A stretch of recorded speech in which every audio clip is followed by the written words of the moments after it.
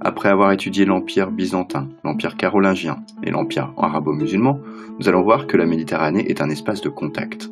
Comme le prouve cet éléphant blanc offert par Haroun al-Rachid à Charlemagne, des liens étroits ont existé entre les trois empires autour de la Méditerranée dès le IXe siècle.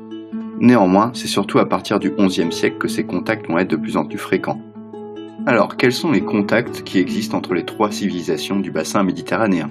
Le premier type de contact que nous allons voir concerne les affrontements entre les chrétiens d'Occident, les musulmans et les byzantins. À partir du XIe siècle, les rois catholiques d'Espagne font la reconquête progressive des territoires tombés aux mains des musulmans. C'est ce qu'on appelle la Reconquista.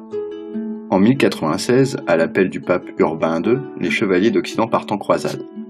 Ils prennent la ville de Jérusalem en 1099 aux Turcs musulmans et créent les États latins d'Orient.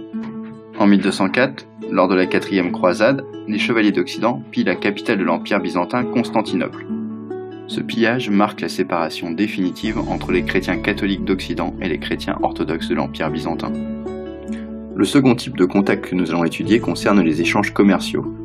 Du 7e au 10e siècle, le commerce en Méditerranée, dominé par les Byzantins, tourne au ralenti, mais à partir du 11e siècle, il connaît un fort développement. Les marchands des villes d'Italie comme Venise, Gênes ou Pise dominent le commerce méditerranéen. Ils signent des accords commerciaux avec l'empereur byzantin et les califes et installent des magasins et des entrepôts à Constantinople ou dans les ports musulmans.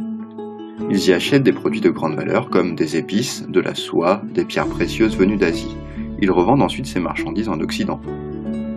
En plus des échanges commerciaux, il existe également des échanges culturels. Les connaissances du monde musulman se transmettent à l'Occident à partir du XIIe siècle depuis l'Espagne, la Sicile et le Proche-Orient. Les musulmans apprennent aux Occidentaux comment fabriquer du papier, comment irriguer un champ.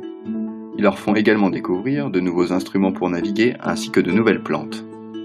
Dans les villes espagnoles et italiennes, on traduit en latin les textes de l'Antiquité grecque et les textes arabes qui sont ensuite lus et enseignés en Occident.